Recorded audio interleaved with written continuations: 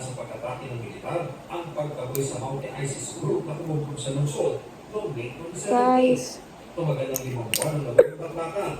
Pero lalong matagal ang pagbangon ito naman. nawasak na struktura, tahanan at paaralan.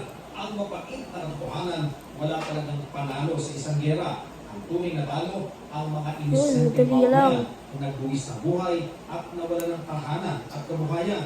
Ang iba nga, may dinadala pa rin trauma hanggang ngayon. 8 taon na lumipas matapos ang Parawi siege, pero nasa temporary learning spaces pa rin ang mahigit 700 Yan po, guys. mula sa 4 na elementary at isang high school. Wala silang Pagka po dito. improvise sa mga guro. Wala rin silang kisame. Personal na nakita. Ito naman. Ako sa inspeksyon. Nagdating ang kanyang opisina ng mga bag at school supplies para sa mga estudyante. Meron ding laptop at satellite para sa internet connection ng paaralan. Kung tutusin, may bumanong sa bagong Yan. sali na may tiga-apat na Di ba sa palapag. ito yan? Pwede. Kakalat ko na yung accessories nito, guys. Para sa yan sa magiging Marawi ng Salan Integrated School na nasa barangay Mercado Colony at kami ng bakbakan noon.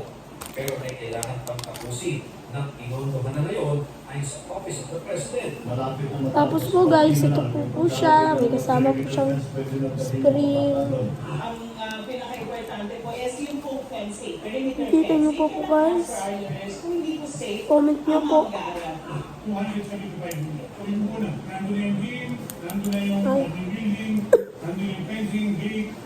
Binigyan na rin ng Pangulo ng deadline ang pagkumpleto sa Marawi City General Hospital na may 100-bed capacity. Nagkatulong ito sa naging kumuha ang may pakpak medical center ng DOH. Deadline of August na mapagsan na yung hospital para makapag-servisyo na sa Guys, galing po ito sa Malolos DIY. Kami po yun, ma. Pang DIY nyo, yung binili natin. Sa Central Mall po, guys. Kaya pag gusto niyo po, pag yung mga malolos lang po, bibili lang po doon. Pag mga malapit lang po doon. Saka yung mga galing po sa sumapa matanda.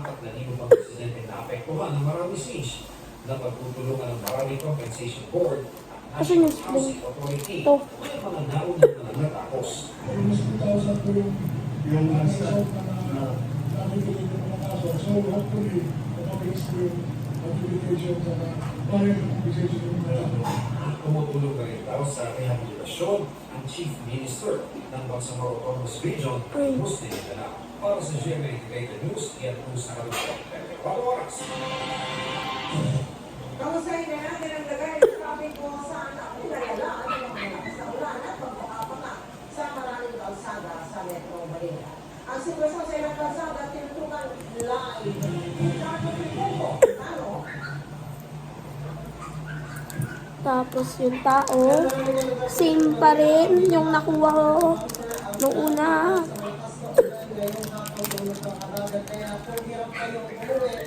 Hindi kayo nag-iisa, marami tayo. At yung pakalayan ay kasunod ng unang nagsimulang bumungos kanilang ako.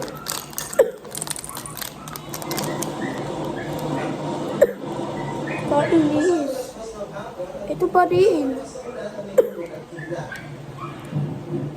15 minutong nag-zero visibility sa Commonwealth Avenue. May natipong din sa ilang bahagi nito, kaya halos walang nalalawan ng trapiko.